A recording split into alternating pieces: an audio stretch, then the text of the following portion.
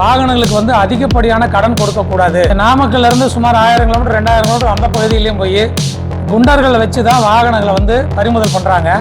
ஏன்னா நாமக்கல்ல சுமார் 55,000 வாகனங்கள் நம்ம நாமக்கல் 3 சங்கத்தை நம்பி மட்டும் இருக்குங்க.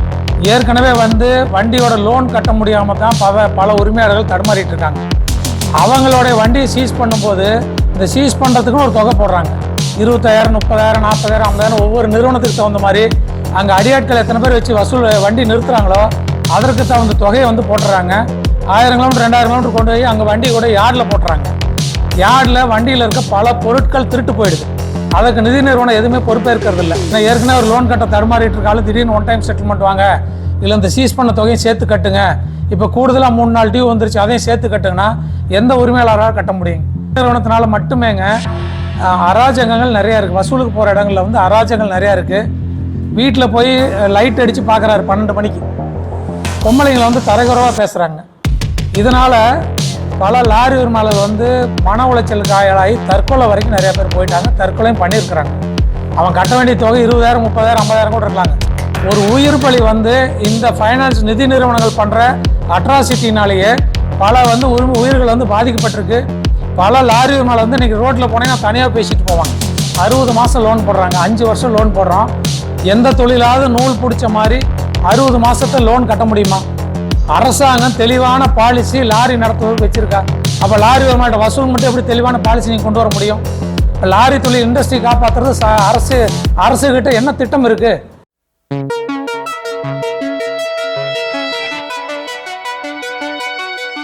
சங்கத்தின் மூலம் வாகனங்களுக்கு நிதி கொடுக்கின்ற நிதி நிறுவனங்களும் வங்கிகளுக்கான கூட்டங்கள் வந்து இது வந்து 3வது கூட்டம். இப்போ லாரி தொழிலுக்கு வந்து மிக முக்கியமான பங்கு வந்து நிதி நிறுவனங்கள் வந்து வாகனங்களுக்கு லோன் கொடுப்பதனால மட்டும்தான் இன்றைக்கி எங்களால் வாகனங்களை இயக்க முடியுது.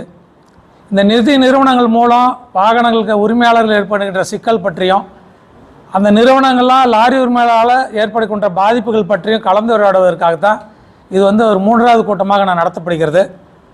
இதில் வந்து சில மினிட்ஸ் வந்து நாங்கள் ஃபாலோ பண்ணுற சொல்லி அவங்ககிட்ட வந்து கேட்டுக்கிட்டு வந்துருக்கோம். குறிப்பாக வந்து வாகனங்களுக்கு வந்து அதிகப்படியான கடன் கொடுக்கக்கூடாது அப்படிங்கிறதையும் நாங்கள் வலியுறுத்தி இருக்கின்றோம். அதிகப்படியான கடன் கொடுக்கும்போது வசூலிலிருந்து வாகன உரிமையாளர் திருப்பி செலுத்துவதிலையும் கூட சிரமங்கள் நிறையா இருக்கும் என்பதை கருத்தில் கொண்டு இந்த மாதிரி இந்த வாகனங்களுக்கு இந்த மாதிரி நீங்கள் அதிகமான லோன்கள் கொடுக்கக்கூடாது அப்படிங்கிறதையும் வலியுறுத்தி இருக்கின்றோம். அதே போல் வசூலில் வந்து நாகரிகத்தை கடைபிடிக்க வேண்டும். வசூலுக்கு போகிற பசங்கள்லாம் வந்து லாரி உரிமையாளர்களை வந்து தரைக்குறைவாக பேசுவதும் தேவையில்லாத வார்த்தைகளை பயன்படுத்துவதும் அவர் எங்கெங்கே இருக்கிறாரோ அந்த இடத்துலலாம் போய் அவரை வந்து தரைக்குறைவாக நடத்துறதுனால அவர் அசிங்கம் ஏற்படுவதாகவும் இதெல்லாம் அவங்கக்கிட்ட நான் சொல்லி நாகரிகமான முறையில் வந்து லாரி உரிமையாளர்கிட்ட நீங்கள் வசூலை மேற்கொள்ள வேண்டும் என்று சொல்லியிருக்கின்றோம். அதே போல் பணம் வந்து முறையாக கட்ட முடியாமல் தவிர்க்கின்ற லாரி உரிமையாளர்களை இந்த வண்டிகளை வந்து சீஸ் பண்ணுறாங்க. அந்த சீஸ் பண்ணுற வண்டிகளுக்கு வந்து முறையான உத்தரவுகள் இல்லாமலையும் நாமக்கல்லேருந்து சுமார் 1000 கிலோமீட்டர் 2000 கிலோமீட்டர் அந்த பகுதியிலையும் போய் குண்டர்களை வச்சு தான் வாகனங்களை வந்து பறிமுதல் பண்ணுறாங்க. அதற்கான எந்த சட்ட நடைமுறைகளும் அவங்க பின்பற்றுவதில்லை. அதனால் லாரியை பொறுத்த வரைக்கும் வண்டி ஏதாவது இவங்க சீஸ் பண்ணணும் அப்படிங்கிற முறை பண்ணணுமா இருந்ததுன்னா நாமக்கல் எல்லையில் மட்டும்தான் சீஸ் பண்ணணுன்ற இதை நாங்கள் வலியுறுத்தி இருக்கின்றோம். அப்படி அவங்க வந்து வாகனத்தை வந்து பார்க்கணும்னா வெளியில் வந்து டிரைவர்களை அனுப்பி அங்கேருந்து அந்த வாகனத்தில் வந்து டிரைவர்களையும் கூட வர சொல்லி வாகனத்தில் இருக்க லோடுகளை இறக்கி விட்டுட்டு எம்டியாக தான் வாகனத்தை சீஸ் பண்ணணும்னு சொல்லியிருக்கோம். அதற்கு முன்னால் வாகன உரிமையாளர்கள் சரியான பணத்தை வந்து ஒழுங்காக கட்ட முடியாமல் இருக்காங்கன்னா நேரடியாக நீங்கள் சங்கத்தை வந்து அணுகி அந்த லாரி உரிமையாளரோடையும் சேர்ந்து பேசி அதை கட்டுவதற்கான சுமூகமான முயற்சிகளை மேற்கொண்டு அப்படி அது நடக்காத பட்சத்தில் தான் வாகனத்தையும் நீங்கள் பறிமுதல் பண்ணணுங்கிறதையும் நாங்கள் வலியுறுத்தி இருக்கின்றோம். இதை மீறி ஏதாவது வாகன பறிமுதல் நடக்கும் பட்சத்தில் தனிப்பட்ட முறையில் சங்கம் வந்து தலையிட்டு அதுக்கு தேவையான நடவடிக்கைகள் எடுப்பது என்பதையும் எச்சரிக்கையாக நான் உங்களுக்கு சொல்லியிருக்கிறோம். நாங்கள் நிதி நிறுவனங்கள் பொறுத்த வரைக்கும் நாமக்கல் வந்து இப்படி தான் இருக்குங்க, நடைமுறை இப்படி தான் இருக்குது. தமிழ்நாட்டில் இருக்கிறத இந்தியாவில் இருக்கிற பாலிசி பூரா நாமக்கல்லில் பண்ண வேண்டாம். ஏன்னா நாமக்கல்லில் சுமார் 55,000 வாகனங்கள் நம்ம நாமக்கல் 3 சங்கத்தை நம்பி மட்டும் இருக்குங்க.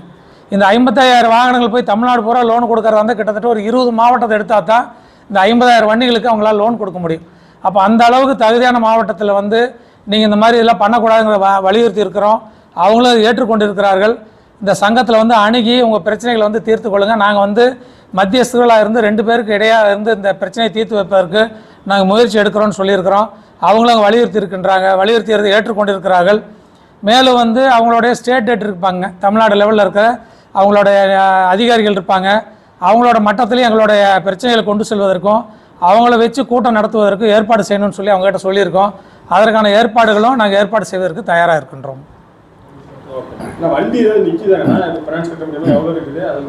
இல்லை, இந்த மாதிரிங்க ஏற்கனவே வந்து வண்டியோட லோன் கட்ட முடியாமல் தான் பல உரிமையாளர்கள் தடுமாறிட்டு இருக்காங்க. அவங்களுடைய வண்டியை சீஸ் பண்ணும்போது இந்த சீஸ் பண்ணுறதுக்குன்னு ஒரு தொகை போடுறாங்க. 20,000, 30,000, 40,000, 50,000 ஒவ்வொரு நிறுவனத்துக்கு தகுந்த மாதிரி அங்கே அடியாட்கள் எத்தனை பேர் வச்சு வண்டி நிறுத்துகிறாங்களோ அதற்கு தகுந்த தொகையை வந்து போட்டுறாங்க.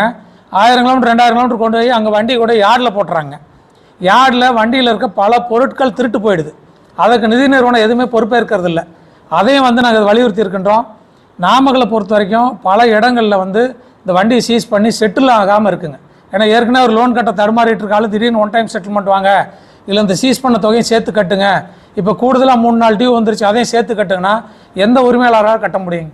அதனால் இதெல்லாம் உட்காந்து பேசி சுமூகமான முயற்சி எடுக்கணும். பல லாரிகள் வந்து இந்த ஃபைனான்ஸ் நிதி நிறுவனத்தில் வண்டிகள்லாம் பிடிச்சி வழியில் நிற்கிறது, இங்கே செட்டில் ஆகாமல் நிற்கிறது. அதனால் பல குடும்பங்கள் பாதிக்கப்பட்ட நிலைமையெல்லாம் இன்றைக்கி நாமக்கல் நடந்துகிட்டு இருக்குங்க. அதை நாங்கள் வந்து வன்மையாக கண்டித்து அவங்களுக்கு இந்த தகவலை வந்து பரிமாறி இருக்கிறோம். நாங்கள் இந்த நிதி நிறுவனத்தினால மட்டுமேங்க அராஜகங்கள் நிறையா இருக்குது. வசூலுக்கு போகிற இடங்களில் வந்து அராஜகங்கள் நிறையா இருக்குது. வீட்டில் போய் லைட் அடித்து பார்க்குறாரு 12 மணிக்கு, பொம்பளைங்களை வந்து தரகுறவாக பேசுகிறாங்க. இதனால் பல லாரி உரிமையாளர்கள் வந்து மன உளைச்சலுக்கு ஆளாகி தற்கொலை வரைக்கும் நிறையா பேர் போயிட்டாங்க, தற்கொலையும் பண்ணியிருக்கிறாங்க. அவன் கட்ட வேண்டிய தொகை 20,000, 30,000, 50,000 கூட இருக்கலாங்க. ஒரு உயிர் பலி வந்து இந்த ஃபைனான்ஸ் நிதி நிறுவனங்கள் பண்ணுற அட்ராசிட்டினாலேயே பல வந்து உயிர்கள் வந்து பாதிக்கப்பட்டிருக்கு. பல லாரி உரிமையாளர் வந்து இன்றைக்கி ரோட்டில் போனீங்கன்னா தனியாக பேசிட்டு போவாங்க. லாரி ஓனர் பார்த்தீங்கன்னா தனியாக பேசிட்டு போவாங்க. அந்த அளவுக்கு மன உளைச்சலை வந்து இந்த நிறுவனங்கள்லாம் பண்ணியிருக்காங்க. அதனால் இதெல்லாம் நாமக்கல் இனிமேல் நடக்கக்கூடாதுங்கிறது வன்மையாக சொல்லியிருக்காங்க. நாங்கள் இன்றைக்கி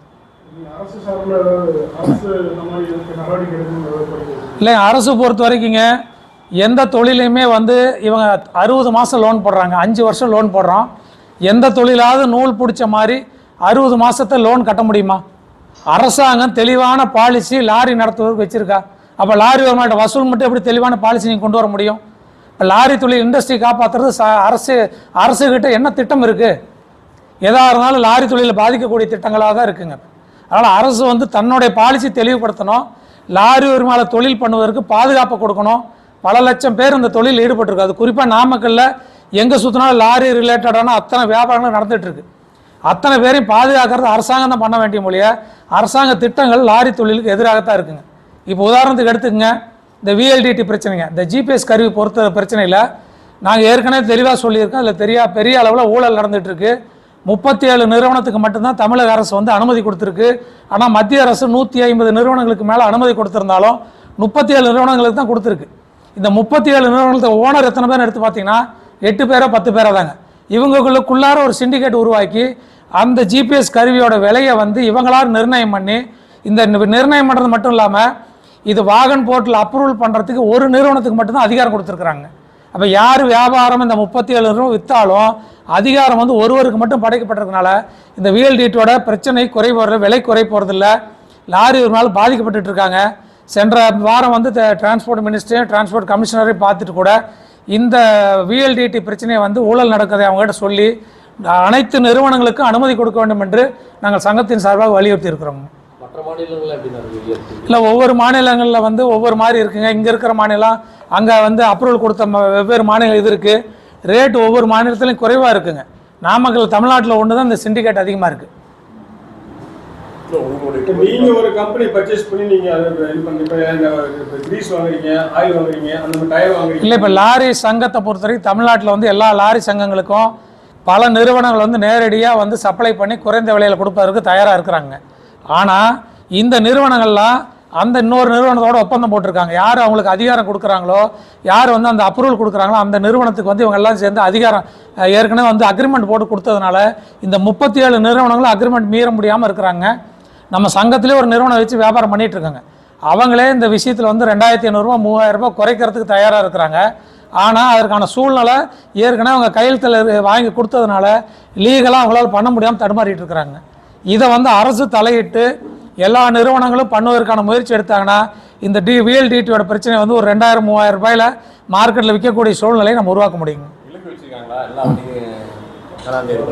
நேஷனல் பெர்மிட் வாகனங்கள் அத்தனைகளுக்கு வைக்க வேண்டும் என்று அரசு வந்து உத்தரவு போட்டிருக்காங்க. நேற்று தான் வந்து இன்னொரு ஜீவோ வந்தது, எங்களுக்கு தகவல் வந்தது. இந்த பேனிக் பட்டன், இந்த எமர்ஜென்சி பட்டன் வைக்க வேண்டாம் அப்படின்னு சொல்லி ஒன்று வந்திருக்கு. அதற்கான விளக்கத்தையும் வந்து கமிஷனர் கேட்டிருக்கிறோம். அந்த விளக்கம் வந்ததுன்னா அதுக்கான உங்களுக்கு வந்து டேட்டாஸ் எதாக இருந்தால் நாங்கள் பகிர்ந்துக்கிறோங்க. 37 நிறுவனங்கள்ங்க. ஆல் இந்தியாவில் 150க்கு மேல் இருக்குங்க. இல்லை, சென்ட்ரல் கவர்மெண்ட் வந்து இந்த 37 நிறுவனம் அவங்க தான் அப்ரூவ் பண்ணியிருந்தாங்க. அவங்களாம் சேர்ந்து ஒரு நிறுவனத்துக்கு வந்து அந்த சாஃப்ட்வேரோட அப்ரூவல் அவங்க தான் வந்து வாகன் போர்ட்டில் ஏற்றுறதுக்கு ஒருத்தருக்கு மட்டும் இவங்க 37 பேர் சேர்ந்து அதிகாரம் கொடுத்துருக்குறாங்க.